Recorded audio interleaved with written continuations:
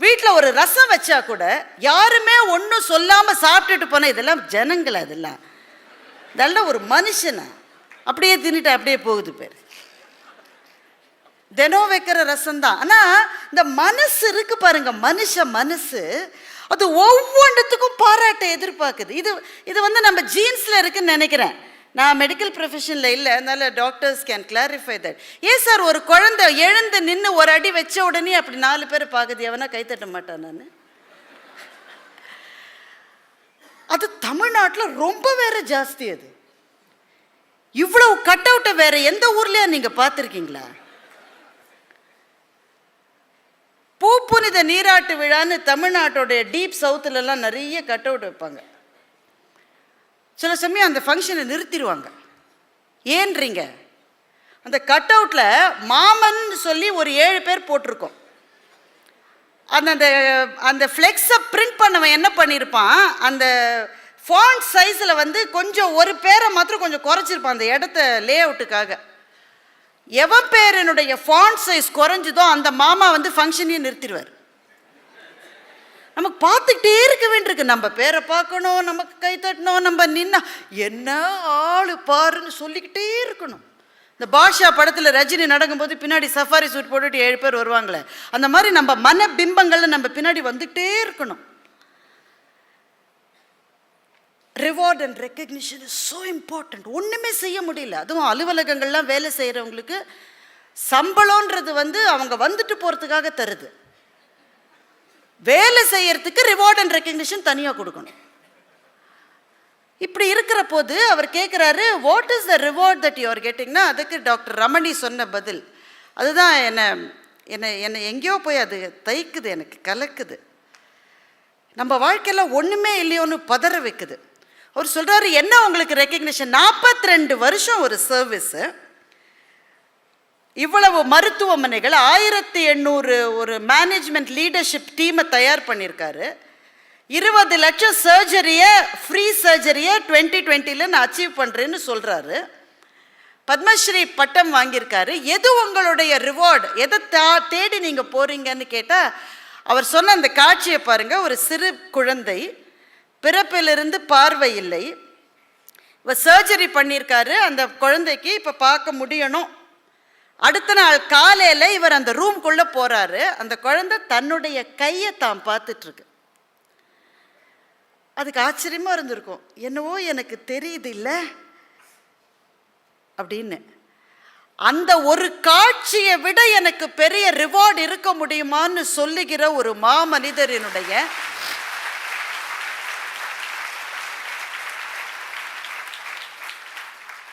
அவர் வேறு என்கிட்ட சொன்னார், ரொம்ப என்னை புகழாதீங்க, நான் அதுக்காக உங்களை கூப்பிடல, ஜென்ரலாக தான் நீங்கள் பேசணும்லாம் சொன்னார். ஆனால் இந்த மேடையில் வேறு என்ன பேசுறதுன்னு எனக்கு தெரியல. எனக்கு ரொம்ப கூச்சமாகவும், ரொம்ப ஒன்றுமே செய்யலையே, இன்னுமே ஆரம்பித்து செய்யறதுக்கு ரொம்ப நாள் ஆகும் எல்லாம் பயமாக இருக்குது சார். டென்ஷன் பண்ணிட்டீங்க சார் நீங்கள். பகவத்கீதையில் ஸ்வதர்மம்னு ஒரு கான்செப்ட் இருக்குது. அது கொஞ்சம் கஷ்டம், புரியுது, அது எல்லாருக்கும் தெரிஞ்சது தான். கடமையை செய், பலனை எதிர்பார்க்காது. அதை யார் சொன்னாலும் எனக்கு பயங்கரமாக கடுப்பாக இருக்கும். இது என்னது? அது ஒன்றத்தை செய்யும் போது இதனால் எனக்கு என்ன வரும்னு யோசிக்காமல் ஒரு விஷயத்தை எப்படி சார் செய்ய முடியும்?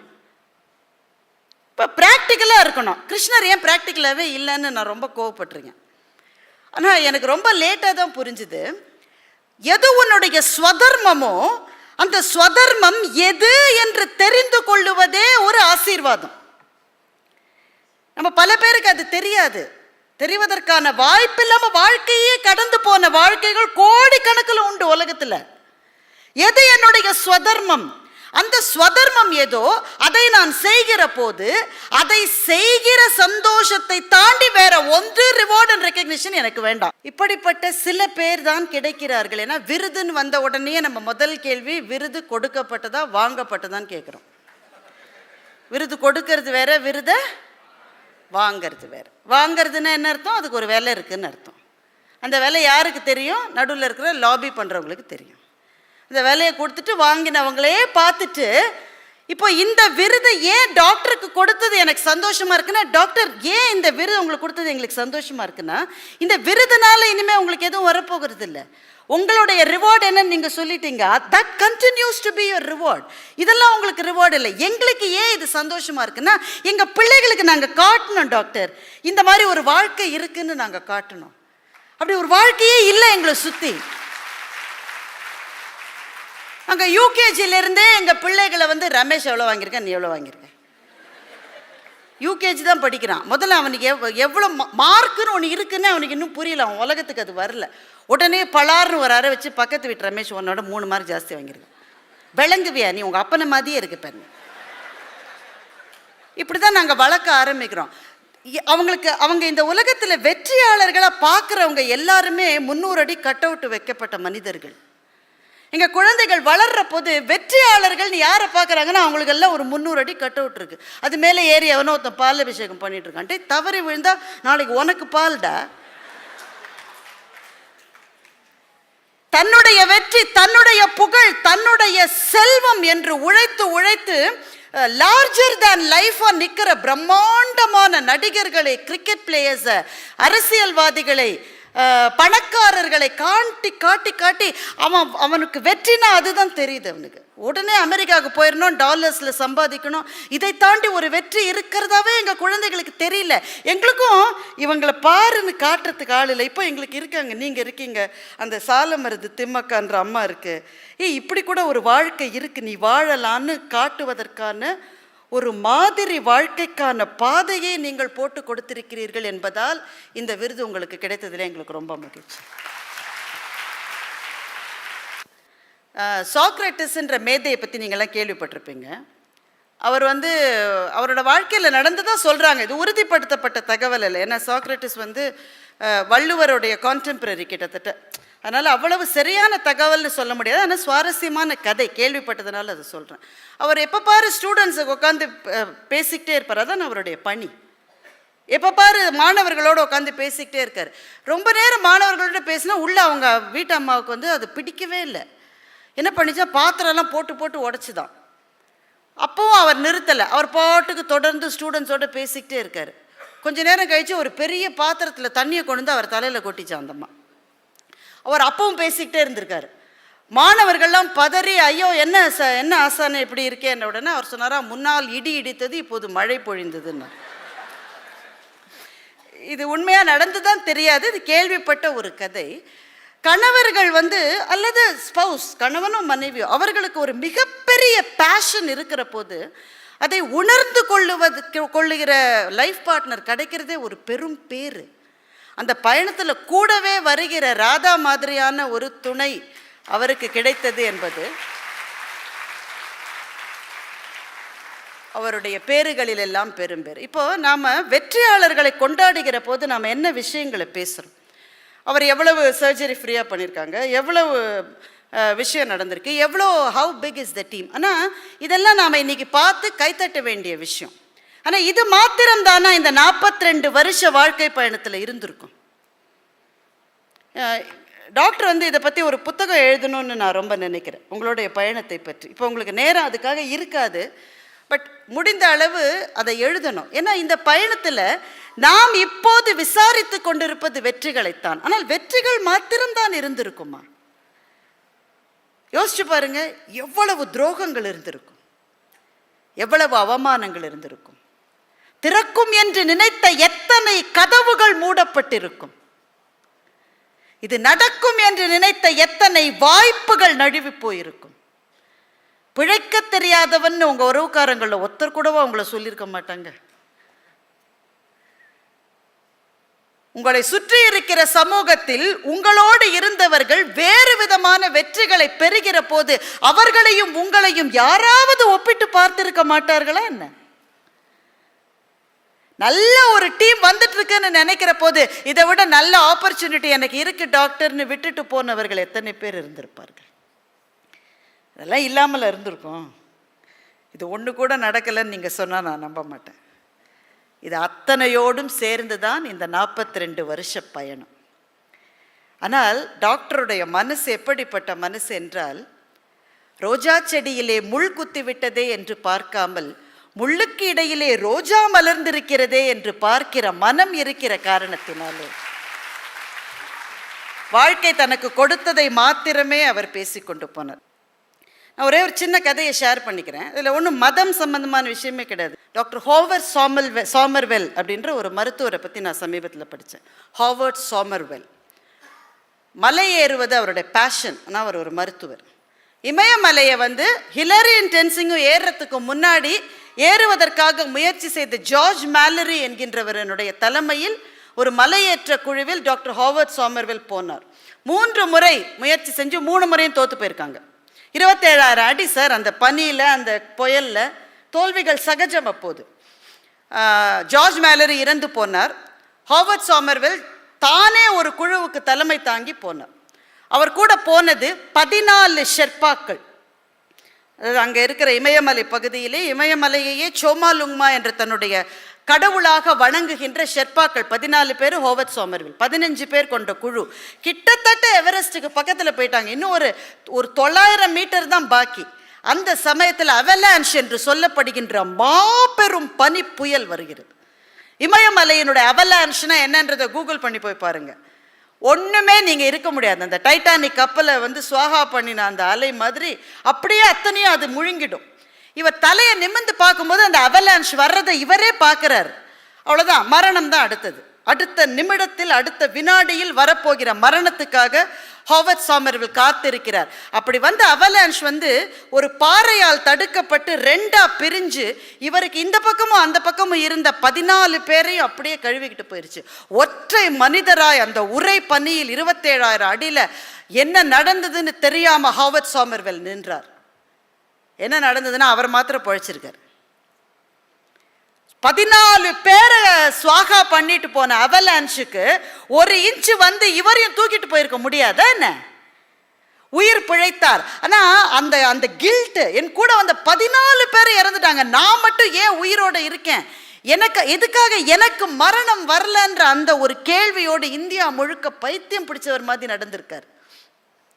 அந்த கேள்விக்கான பதில் அவருக்கு கேரளாவில் திருவனந்தபுரத்துக்கு பக்கத்தில் இருக்கிற நெய்யூர் என்ற ஊருக்கு போன போது கிடைத்தது. நெய்யூரில் அப்போ தான் காலரா வர ஆரம்பிச்சது. 1920களினுடைய எண்ணில் இந்தியாவில் காலரா எப்படி இருந்ததுன்றது இங்கே இருந்த மருத்துவர்கள் பல பேர் அதை பற்றி படிச்சிருப்பீங்க. காலராவினுடைய ஆன்செட் வந்தபோது இவர் அந்த ஊருக்கு போகிறாரு. அந்த ஊரில் ஒரே ஒரு டாக்டர் கொண்ட ஒரு கவர்மெண்ட் ஹாஸ்பிட்டலில் கிட்டத்தட்ட 500 பேர் லைனில் நின்றுட்டுருக்காங்க. இவர் அந்த வழியாக போனவர் ஒரு கேள்வியும் இல்லாமல் யாரும் அப்பாயின்மெண்ட் லெட்டர் கொடுக்காம அவரே போய் நாற்காலியில் உட்காந்துட்டு மருத்துவம் பார்க்க ஆரம்பிக்கிறார். Just he began his service. அதுக்கு பிறகு 25 வருஷம் அந்த மருத்துவமனையில் அவர் பணியாற்றி இருக்கார்.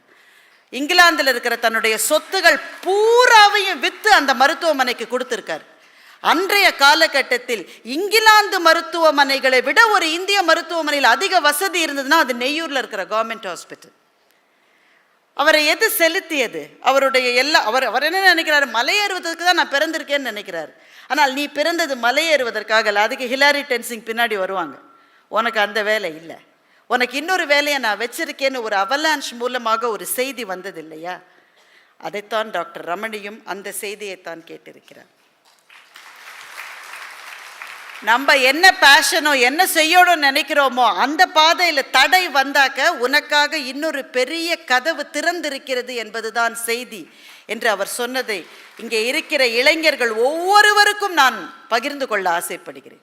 ஒரு சின்ன தோல்வி, பரீட்சையில் ஒரு தோல்வி, எவனோ நல்லவன் நினச்சி காதலிச்சு அதில் ஒரு தோல்வி, ஒரு அவமானம், ஒரு கெட்ட பேர், உடனே வாழ்க்கையே முடிஞ்சிட்டு தான் நினச்சி தற்கொலைக்கு போய் எல்லாத்தையும் இழந்து ஒன்றுமே கிடையாது. எந்த அவமானத்திலிருந்தும் எந்த தோல்வியிலிருந்தும் எழுந்து வந்தால் கடவுள் இன்னொரு பாதையை திறந்து வைத்திருப்பார் என்கின்ற செய்தியை இந்த மன்றத்திலிருந்து தயவு செய்து எடுத்துப்போம். பணம் சில பேரிடம் இருக்கிறது, அவர்களுக்கு செய்ய வேண்டும் என்கின்ற மனமும் இருக்கிறது. பிரச்சனை என்னன்னா இந்த மிடில்மேன் இருக்காங்களே, அவங்கள நம்பி கொடுக்க முடியுமான்றது தான் பெரிய கேள்வி. இன்னைக்கு யாரை நம்பி கொடுக்கறது? இன்னைக்கு மகாத்மா காந்தி தன்னுடைய காங்கிரஸ் தலைவர் அவர் இருந்த அந்த மொத்த டென்யூர்லையும் ஒவ்வொரு நயா பைசாக்கும் கணக்கு வச்சிருப்பாராம். ஒரு முறை ராஜாஜி அவர்கிட்ட வந்து ஒரு ஒரு காலனா, அந்த காலத்தில் காலனாக்கு கணக்கு சொல்ல முடியல ராஜாஜிக்கு. அப்படி போட்டு ராஜாஜியை வந்து 1 மணி நேரம் கேள்வி கேட்டிருக்காரு.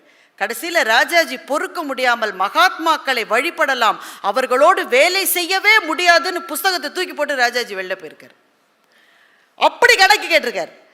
நமக்கு இப்போ யோசிச்சு எதுக்காக இந்த மனுஷன் இப்படிலாம் கணக்கு கேட்டார். ஆனால் கொஞ்சம் யோசிச்சு பாருங்களேன், பொது பணத்தில் நாம் அதை அதை வைத்து கொண்டு வேலைகளை செய்கிற போது ஒவ்வொரு பைசாவுக்கும் நான் அக்கௌண்டபிள்னு நினைக்காதவர்கள் தானே நம்ம நாட்டில் இன்றைக்கு இவ்வளவு பிரச்சனைகள் வந்திருக்கிறது. இந்த ஒவ்வொரு தம்படிக்கும் நான் கணக்கு சொல்லணும்னு நினைக்காதவர்களினால் தானே இன்னைக்கு அது என்ன கொஞ்சம் அப்படித்தான் இருக்கும்.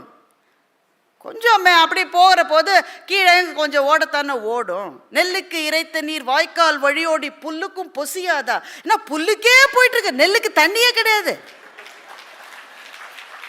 எல்லா தண்ணியும் புல்லுக்கு போயிடுச்சு, நெல்லெல்லாம் வாடி கிடக்குது. பொது பணத்தை கையில் எடுக்கிறவர்கள் எப்படி நெருப்பு மாதிரி இருக்கணும்னாக்க அதுக்கு டாக்டர் ரமணியும் ராதாவும் அவ்வளவு பெரிய உதாரணம். டொனேஷன் வர்றது பெருசு இல்லை, வந்த டொனேஷனை கொடுக்குறவங்க மனசில் இவங்களை பற்றி இருக்கிற நம்பிக்கை இருக்கே, அதுதான் ஆதர்சம். அதை பார்த்து தான் எனக்கு ஆச்சரியமாக இருக்கிறது. எவ்வளவு பெரிய வேலை. ஒரு கதை இருக்குது, நீங்கள் சில பேர் கேள்விப்பட்டிருப்பீங்க, நானே கூட சில கூட்டங்கள் அதை சொல்லியிருக்கேன். குருவாயூர் கோயிலில் கிருஷ்ணன் அந்த விக்கிரகத்துக்கு முன்னாடி 2 வாழைப்பழத்தை நைவேத்தியம் பண்ணிட்டு யாரோ போயிருந்தாங்க. ஒரு 7 பையன் அந்த வழியாக வந்தான். அவனுக்கு பசி, என்ன பண்ண 2 பழத்தையும் எடுத்துட்டான்.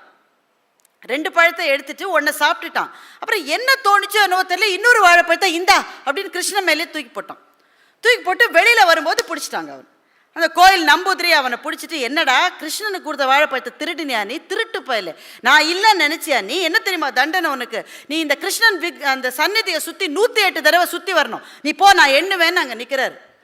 அந்த பையன் போகிறான் தண்டனையை ஏற்றுக்கிறதுக்காக. முதல் ரவுண்டு பையன் வந்துட்டான், இவர் ஒன்றுன்னு எண்ணிட்டு இருக்காரு. 2வது ரவுண்டு பையன் அப்படி சுற்றி வர்ற போது ஜல்லு ஜல்லுன்னு சத்தம் கேட்குது. நம்பூதிரி கண்ணை கசக்கிட்டு பார்க்குறாரு, யார் வருதுன்னு. புல்லாங்குழலை கையில் எடுத்துக்கொண்டு மயில் பீலி அசைய அசைய கண்ணன் 2வது ரவுண்டு சுற்றி வரான். இவருக்கு என்ன நடக்குதுன்னு புரியல. 3வது ரவுண்டு பையன் வரான், 4வது ரவுண்டு கண்ணன் வரான், 5வது ரவுண்டு பையன் வரான், 6வது ரவுண்டு கண்ணன் வரான். 108 ரவுண்டு முடிஞ்ச உடனே நம்பூதிரி பதறி போய் கண்ணனுடைய காலில் விழுந்து, கிருஷ்ணா பையனுக்கு இல்லை தண்டனை கொடுத்தேன், நீ உன்னுடைய பட்டு கால்கள் வலிக்க வலிக்க நீ அதில் பாதியை எடுத்துக்கிட்டே, ஏன் கிருஷ்ணான்னு நம்பூதிரி கேட்குறாரு. கிருஷ்ணன் சொன்னானா, 2 பழத்தில் 1 என்கிட்ட போட்டுட்டு போயிட்டானே, அப்போ தண்டனையில் பாதி எனக்கு இருக்கணும் இல்லைன்னு கிருஷ்ணன் கேட்டானோ. இது நடந்திருக்குமானா எனக்கு தெரியாது, இது நடந்திருக்கலாம், இது ஒரு கதையாக கூட இருக்கலாம். ஆனால் இந்த கதைக்கு பின்னால் இருக்கிற தாற்பயத்தை பார்த்தீங்களா? வாங்குகிறவனுக்கு ஒரு பொறுப்பு இருக்கிறது என்று சொல்லி கொடுக்கிற கதை இது. அவன் தான் காசு இருக்குல்ல, இன்னும் கூட கொடுக்கலாம் 60 கோடி, இதுவே கம்மி அந்த ஆள் கொடுத்தது, அந்த ஆளுக்கு இருக்கிற காசுக்கு எவ்வளோ வேணால் கொடுக்கலாம் என்று வாங்குகிறவர்களினுடைய மனம் மாறிவிட்ட ஒரு சூழலில் இந்த வாங்குகிறவனுக்கும் கொடுக்கிறவனுக்கும் இடையிலே நிற்கிறானே என்ஜிஓன்ற பேர்ல ஒருத்தன், அவனை நம்பவே முடியல. இன்னைக்கு சுனாமி வந்த போது அமெரிக்காவிலிருந்து எத்தனையோ பேர் டொனேஷன் அனுப்பிச்சாங்க. மதுரையில் பல பேர் டாடா சுமோ வாங்கிட்டான். உங்களுக்கு தெரியுமா, மதுரையில் கடலே கிடையாது, அங்கே சுனாமியே வர முடியாது. வாங்குகிறவன் அதை பெறுகிறவன் இருவருக்கும் இடையிலே இருக்கிற ஒருத்தர் இருக்கானே, அவன் நெருப்பு போல இருக்கணும். சரியான இடத்திலே வாங்கி சரியான பேருக்கு கொடுக்கணும். கொடுத்த ஒவ்வொன்றுக்கும் கணக்கு இருக்கணும், வாங்கின ஒவ்வொன்றுக்கும் கணக்கு இருக்கணும். அப்படி ஒருவர் இருக்கிறாரான்னு இன்னைக்கு நம்முடைய தேசத்துல லென்ஸ் வச்சு கூட பார்த்தா கிடைக்க மாட்டாங்க. ஆனா டாக்டர் ரமணி அப்படி இருப்பதனால்தான் ஸோ அவருக்கு தெரிஞ்சது டாக்டர் வேலை தானே. எனக்கு கண் மருத்துவம் தெரியும், அந்த குழந்தை கையை வச்சுக்கிட்டு இருக்க அதை பார்க்குற சந்தோஷம் எனக்கு போகிறோம். அது போராது, அடுத்த படியில் ஏற சொல்கிறாரு. நிர்வாகம் செஞ்சால் போராது, அதுக்கு அடுத்த படி மேனேஜிங் ஃபைனான்ஸ், அதுவும் போராது, அதுக்கு அடுத்த படி you have to dream big. கோயம்புத்தூர்ல ஏதோ பண்ணியாச்சு, இங்கே இவ்வளோ சர்ஜரி போருமே, இல்லை இந்தியா முழுக்க போ. கோயம்புத்தூர் தமிழ்நாடுலாம் நல்லா இருக்கியா, பீகார் தான் ரொம்ப மோசமாக இருக்கு, அங்கே போ என்றால் இப்போது சொல்லுகின்றார். அண்டர் டெவலப்ட் கண்ட்ரீஸில் என்னென்ன பிரச்சனைகள் இருக்கோ, எங்கெங்கே கண்ணு தெரியலையோ அங்கெல்லாம் அந்த பார்வை என்கிற தீபத்தை ஏற்ற வேண்டும் என்று அந்த பெரிய ஒரு ட்ரீம் மேலே, அந்த கோல் மேலே அவர் நிற்கிற போது நாமெல்லாம் சிறு தூசு மாதிரி அவர் முன்னால் நிற்பதை தவிர வேறு என்ன செய்ய முடியும்? இது ஏன் இந்த குரல் மகா பெரியவரிடமிருந்து வந்தது ரொம்ப ஏன் முக்கியம்னா ஒரே ஒரு விஷயந்தான். அவர் வாழ்க்கையே ஒரு செய்தி தான். மகா பெரியவற்றை ஒரு பையனை கூட்டிகிட்டு வந்தாங்க. அவனுக்கு உடம்பு முழுக்க ஒரு ஸ்கின் டிசீஸ், ரொம்ப ஒரு விகாரமான ஸ்கின் டிசீஸ். தோலெல்லாம் சுருங்கி போய் ப்ரௌன் ஆகி, பசங்க யாரும் விளையாட்டுக்கு சேர்த்துக்க மாட்டேன்றாங்க. ஸ்கூலில் பக்கத்தில் பையன்லாம் உட்கார மாட்டேங்கிறான். அதனால் அந்த பையன் எப்போ பாரு அழுதுகிட்டே இருக்கான். எவ்வளவோ டாக்டர்ஸ்கிட்ட போயாச்சு, ஒன்றுமே பையன் இல்லை. கடைசியில் மகா பெரியவற்றை கூட்டிகிட்டு வந்தாங்க அவங்க அம்மா. பையனோட நிலைமையை சொல்லி அழறாங்க. நீங்கள் தான் ஆசீர்வாதம் பண்ண. ஆசீர்வாதம்லாம் பண்ணுறேன், அவனை இங்கே ஒரு வாரம் இங்கே இருக்க சொல்லி நீ போயிட்டு வந்துட்டார். இந்த அம்மாவுக்கு பயம், ஏன்னா பையன் அம்மா விட்டு இருந்ததே இல்லை. இது மட்டும் பையன்கிட்ட கேட்குறேன், என்னடா நீ இருப்பியா? அவர் இருக்க சொல்கிறாரு. நான் உமாச்சி தாத்தாவோட விளையாடிக்கிட்டு இருந்துக்கிறேன், நீ போயிட்டு வான்ட்டான் அவன். அப்புறம் அவன் பையனை கூப்பிட்டு அவர் சொல்கிறாரு, இது பாரு ஒரு விளையாட்டு உனக்கும் எனக்கும், இதை தான் சாப்பிடணும். என்னன்னா வெறும் வாழைத்தண்டு, ரொம்ப உப்பு கம்மியாக போட்டு, எந்த தாளிதமும் இல்லாமல், அதாவது கடுகு உளுத்தம்பருப்பு எதையுமே தாளிக்காமல் வெறும் வாழைத்தண்டு அதை பெரட்டி, இதுதான் சாப்பாடாம். நீ ஒரு வாய் சாப்பிட, நான் ஒரு வாய் சாப்பிட்றேன், 2 பேருக்கும் 2 தட்டில் வந்திருக்கு. பையனும் சாப்பிட்றான், அவரும் சாப்பிட்றாரு. பிடிச்சிருக்கு, அவனுக்கு ரொம்ப பிடிச்சிருக்கு, இவ்வளவுதான் இன்னைக்கு அப்படின்னு சொல்லிடுறாரு. ஒரு வாரம் இந்த மாதிரி வாழைத்தண்டு, இந்த மாதிரியான வெறும் கடும் காய்கறிகளை மாத்திரம் கொடுத்து அந்த பையனுக்கு கொஞ்சம் கொஞ்சமாக அவனுடைய அந்த ஸ்கின் டிசீஸ் கம்மியாக ஆரம்பிக்குது. அவனுக்கு ஏதோ ஒரு கடுமையான அலர்ஜி இருந்திருக்கு, அதை அவர் அட்ரஸ் பண்ணியிருக்காரு, அவ்வளோதான். அது செய்தி அல்ல. 7 நாள் கழித்து அம்மா வந்திருக்கா. பையன் பாதி சரியான உடனே அவளுக்கு அப்படி அழுக வருது. பையனை கூட்டிகிட்டு போகிறப்போ சொல்கிறா, கொஞ்ச நாள் இதே மாதிரியே சாப்பாடு கூட அவனுக்கு சரியாயிடும்னு சொல்கிறா. மடத்துக்கு வாசல்ல இருந்து வெளியில் போகிற போது அந்த மடத்தினுடைய சமையல்காரர் சொன்னார், உங்கள் பையன் 7 நாள் என்ன சாப்பிட்டானோ அவரும் அதையே தான் சாப்பிட்டாருன்னு சொல்கிறார். தலைமை என்பது அப்படி இருக்கணும். பிள்ளைகளெல்லாம் ஒழுங்கா படிடா, படி, எந்நேரமும் ஃபோனை பார்த்துக்கிட்டே இருந்தாக்க உருப்பிடுவியா நீ அப்படின்னு சொல்லிட்டு தான் ஃபோனையே பார்த்துக்கிட்டு இருந்தா பையன் எப்படி கேட்பான்? விக்டர் ஃப்ராங்கிள் என்கின்ற ஒரு மனோதத்துவ நிபுணரை பற்றி எனக்கு ரொம்ப பிடிக்கும். அவரோட புத்தகத்தை நான் அடிக்கடி படிப்பேன். டு லிசன், அதுதான் அந்த புத்தகத்தினுடைய தலைப்பு. விக்டர் ஃப்ராங்கிள் 2ஆம் உலகப் போருக்கு முடிந்த பிறகு அந்த கான்சன்ட்ரேஷன் கேம்ப்ஸில் இருந்த ஜூஸ் தப்பிச்சு பிழைச்சவங்க, உயிர் பிழைத்தவர்கள், 10 லட்சம் பேர் செத்து போயிட்டான். எப்படியோ உயிர் பிழைத்து பாக்கி குத்துயிரும் கொலையுருமா வெளியே வந்த ஜூஸுக்கு பல பேர் அவங்களுடைய மனசு எப்படி இருக்குன்னு பார்த்துக்குங்க, பைத்தியத்துக்கு பக்கத்தில் இருந்திருப்பாங்க. அவர்களுக்கு சிகிச்சை அளித்த அந்த நிபுணரின் பெயர் தான் விக்டர் ஃப்ராங்கிள். இன்றைக்கு மனோதத்துவ மருத்துவ உலகில் பெரிதும் போற்றப்படுகிற ஒரு நிபுணர் அவர். அவர் எழுதின புத்தகத்தில் தன்னுடைய எக்ஸ்பீரியன்ஸ் அவர் எழுதியிருந்தார். ஒரு நாள் இரவு 12 மணிக்கு அவருக்கு ஒரு ஃபோன் வருது. ஒரு பொம்பளை ஃபோன் பண்ணி, நான் இப்போ தற்கொலை செஞ்சுக்க போகிறேன் டாக்டர், அதுக்கு முன்னாடி உங்ககிட்ட சொல்லிடலான்றதுக்காக ஃபோன் பண்ணுறேன்றான். 12 மணிக்கு ராத்திரி. இவர் ஒரு மருத்துவர், அந்த சுச்சுவேஷன் எப்படி ஹேண்டில் பண்ணணும்னு தெரியும். இவர் சொல்கிறார், இருமா, அவசரப்பட்டு தற்கொலை பண்ணிக்காத. உண்மையில் தற்கொலை பண்ணிக்கிறதுக்கு யாருக்கெல்லாம் இந்த உலகத்தில் காரணம் இருக்குன்னு பார்த்தா எல்லாருக்குமே காரணம் இருக்குது. அத்தனை பேர் இதுக்குள்ளே போயிருக்கணும். ஆனால் ஏதோ ஒரு காரணத்துக்காக எல்லோரும் வாழ்ந்துத்தானே இருக்கோம். அதனால் என்னன்னு சொல்லுன்றார். அவள் சொல்கிறா, கிட்டத்தட்ட 2 மணி நேரம் அவங்க பேசிகிட்டு இருக்காங்க. 2 மணி நேரம் முடிஞ்ச உடனே அந்த பெண், நான் தற்கொலை எண்ணத்தை கைவிட்டுறேன் டாக்டர் அப்படின்னு சொல்லிட்டா. அவர் தனக்கான ஒரு வெற்றியை அதை எடுத்துக்கிறாரு. அப்புறமா ஒரு வாரம் கழிச்சு அந்த பெண்ணை போய் அவர் பார்க்குறாரு. நான் பேசினதில் எது உனக்கு ரொம்ப உன்னோட மைண்டை மாற்றிச்சுமா? நான் சொன்ன எந்த தெரப்பி உனக்கு ரொம்ப சரியாக உன் மனசை மாற்றிச்சு? ஒரு தெரப்பியும் மாற்றலைன்றாவ. அப்போ எப்படி தற்கொலை எண்ணத்தை கைவிட்ட? சொல்கிறா, இல்லை டாக்டர், நீங்கள் தான் முதல் தடவை என்னை பேச விட்டு 1 மணி நேரம் நீங்கள் கேட்டீங்கன்ற.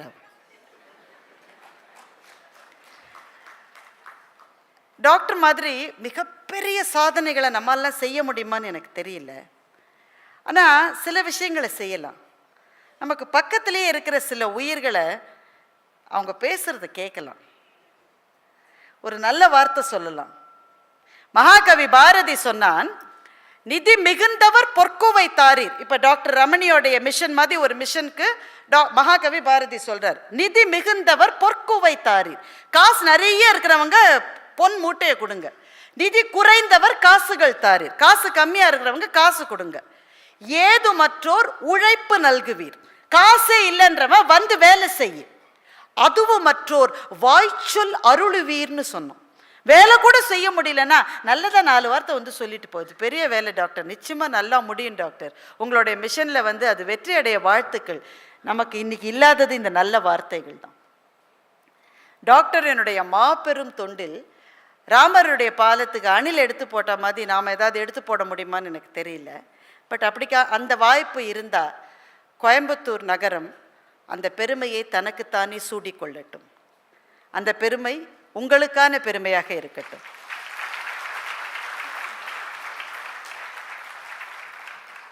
நான் இறுதியாக இதை சொல்லி நான் முடித்துக் கொள்ளுகின்றேன். அவர் நிகழ்ச்சியை தொகுத்து வழங்குகிற போது விவேகானந்தரனுடைய ஒரு கொட்டேஷனை சொன்னார். அப்போ தான் எனக்கு அது ஞாபகத்துக்கு வந்தது. ராமகிருஷ்ண பரமஹம்சரனுடைய மறைவுக்கு பிறகு சாரதா தேவி தான் அந்த ராமகிருஷ்ண மடத்தினுடைய முழு பொறுப்பையும் ஏற்று நடத்தினாங்க. அவங்க கொஞ்சம் கூட படித்ததில்லை, கல்வி அறிவுன்றது அவங்களுக்கு கிடையாது. அவங்க தான் அந்த மடத்தினுடைய முழு நிர்வாக பொறுப்பு. இந்த நிர்வாக பொறுப்பு போதாதுன்னு தன்னுடைய தாய் வீட்டுக்கு அவங்க போகிற போதெல்லாம் குடும்ப சண்டையில் சாரதா தேவி அவங்க அப்படி ஏசுவாங்களாம், திட்டுவாங்களாம், காசு இன்னும் கொடுக்க மாட்டேன்றாங்கன்னு சொல்லிட்டு. சாரதா தேவியினுடைய அண்ணன் மனைவி, அவர்களுடைய குழந்தைகள், அதில் ராதுன்னு ஒரு பெண், மனப்பிரமை பிடித்தவள். அந்த வீடே ஒரு என்ன சொல்கிறது, ஒரு மேட் ஹவுஸ் மாதிரி இருக்குமா. இவங்க போய் அங்கே வேலையெல்லாம் செஞ்சுட்டு எல்லார்ட்டையும் திட்டு வாங்கிக்கிட்டு, இவங்க யார், ராமகிருஷ்ண மடத்தினுடைய தலைவி. இவங்களுடைய எந்த அருமையும் தெரியாமல் வீட்டில் இருக்கிறவங்க திட்டிகிட்டே இருப்பாங்க. அப்போ கூட வந்த ஒரு சீடர் வந்து சாரதா அன்னைக்கு பின்னாடியே போனாராம். வீட்டுக்கு பின்னாடி இருக்கிற ஒரு மாபெரும் ஆலமரத்துக்கு கீழே அன்னை உட்காந்து தியானம் பண்ணாங்களாம். அந்த சிஷ்யர் வந்து பொறுக்க முடியாமல் கேட்குறாங்க, தாயே நீ யாரு, நீ யாருடைய மனைவி, நீ எப்பேற்பட்ட நரேந்திரனுடைய தாய், நீ சகோதரி நிவேதித்தையினுடைய தாய், நீ உன்னுடைய எந்த அருமையும் தெரியாமல் இங்கே இருக்கிறவங்க உன்னை இப்படிலாம் பேசுகிறாங்க, இவ்வளோ கஷ்டம் கொடுக்குறாங்க, ஏன் பொறுத்துக்கிட்டு இருக்கன்னு அந்த சிஷ்யர் கதறி அழுத போது சாரதா தேவி கண்ணை திறக்கிறார். அந்த சிஷ்யருக்கு வந்து காளி மாதா மாதிரி காட்சி தராங்க. கல்கத்தாவில் இருக்கிற காளி மாதிரி காட்சி தராங்களாம். அந்த காட்சியோடு சாரதா அன்னை சொன்னாராம், இந்த உலகம் இப்படித்தான் இருக்கும், இந்த மனிதர்கள் இப்படித்தான் இருப்பார்கள், இவர்களுக்கு நடுவிலே நின்று கொண்டுதான் நாம் செய்ய வந்த பணியை நாம் செய்து முடிக்க வேண்டும் என்று அன்னை சொன்னதாக அந்த சிஷ்யர் பதிவு செய்கின்றார். நம்மை சுற்றி இருக்கிற உலகம் சிக்கல்கள் நிறைந்தது நண்பர்களே. நம்மை சுற்றி இருக்கிற மனிதர்கள் பல சமயத்தில் நம்மை நோகடிக்கிறார்கள். நாம் நினைத்தபடி இந்த வாழ்க்கை அவ்வளவு இனிய வாழ்க்கை அல்ல. ஆனால் இதற்கு நடுவிலே நின்று கொண்டுதான் மாபெரும் பணிகளை செய்ய டாக்டர் ரமணியாலும் டாக்டர் ராதாவாலும் முடிகிறது என்றால், நமக்கு விதிக்கப்பட்ட நம்முடைய பணிகளை நல்ல சொற்களோடும் சிரிப்போடும் சந்தோஷத்தோடும் நம்மால் ஏன் செய்ய முடியாது? இந்த மேடையிலிருந்து நான் பெற்றுக்கொண்டு போவது அதைத்தான். சின்ன வயசில் நான் வந்து பஸ்ஸில் தான் ட்ராவல் பண்ணுவேன். சென்னையில் நான் ட்ராவல் பண்ணுற பஸ் ரூட் வந்து ரொம்ப கஷ்டமான பஸ் ரூட், ரொம்ப கூட்டம், அப்படியே ஃபுட்போர்டில் தொங்குவாங்க. நான் பார்த்த காட்சி இது. பஸ்ஸு ஃபுல்லாக தொங்கிக்கிட்டு வருது. இந்த ஆள் வந்து சார் சார் சார் கொஞ்சம் சார் சார் ஒரு கால் வச்சுக்கிறேன் சார், என்ன சார் ஒரு கால் சார் அப்படின்னு ஒரு காலை வச்சுட்டு ஒரு கையை பிடிச்சிட்டான். பஸ் அதுக்குள்ளே கிளம்பிடுச்சு. சார் நவரு சார், கொஞ்சம் நவரு சார், எங்கள் ஊர் பாஷை உங்களுக்கு புரியுமான்னு தெரில, கொஞ்சம் முயற்சி பண்ணிக்கோங்க சார், கொஞ்சம் நவரு சார், கொஞ்சம் சார், என்ன சார் நீ 2 காலை கூட வைக்காம எப்படி சார் பஸ்ஸில் வருது சார், இன்னொரு காலை வச்சுக்கிறேன் சார், 2வது காலையும் வச்சுட்டான். இன்னும் கொஞ்சம் கொஞ்சம் வச்சு 2 கையும் பிடிச்சிட்டான். அப்படியே கெஞ்சி கெஞ்சி கெஞ்சி உள்ளே வந்து ஒரு சீட்டும் கிடச்சி ஜன்னரோரமாக உட்காந்துட்டான். அடுத்த ஸ்டாப்பிங்கில் பஸ்ஸு நிற்கிற மாதிரி வருது. இப்போ ஜன்னல் சீட்டில் உட்காந்துருக்கிற நம்ம ஃப்ரெண்டு சொல்கிறாரு கண்டக்டரை பார்த்து, டபுள் விசில் கொடுத்துட்டு போய்க்கினே இருயா, ஒவ்வொரு ஸ்டாப்பிங்லேயும் நிறுத்தி நிறுத்தி ஏன்யா பேஜாரு பண்ணுறோம். கொஞ்சம் யோசிச்சு பாருங்களேன், நம்ம அப்படித்தானே வாழ்ந்துட்டுருக்கோம். இந்த சமூகம் கொடுக்கிற எல்லாவற்றையும் நாம் பெற்றுக்கொள்கிறோம்.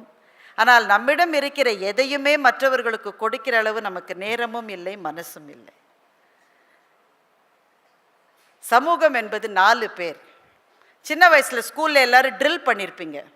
5 பேர் நிற்பாங்க, 5 பேர் தோளில் 4 பேர் நிற்பாங்க, 4 பேர் தோளில் 3 பேர், கடைசியில் ஒரு பொண்ணு நின்று அந்த ஸ்கூலோட ஃப்ளாக் அப்படி எப்படி ஆட்டுவாங்க. ஜனம் எல்லாம் வந்து மேலே நிற்கிறவளை பார்த்து கை தட்டும்.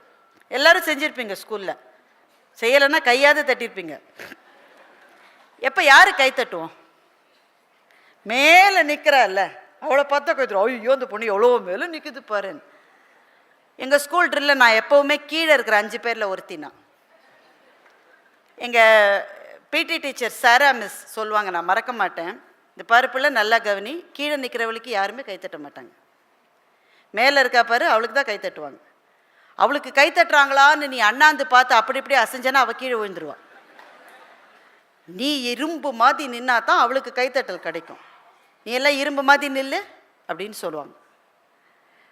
நாமெல்லாம் மேலே நின்று கொடியை ஆட்டுகிறோம் என்றால் நமக்கு தோள் கொடுத்த பல பேர் கீழே இருக்கிறார்கள். அவர்களினுடைய உறுதியால் தான் நாம் மேலே நிற்கின்றோம்.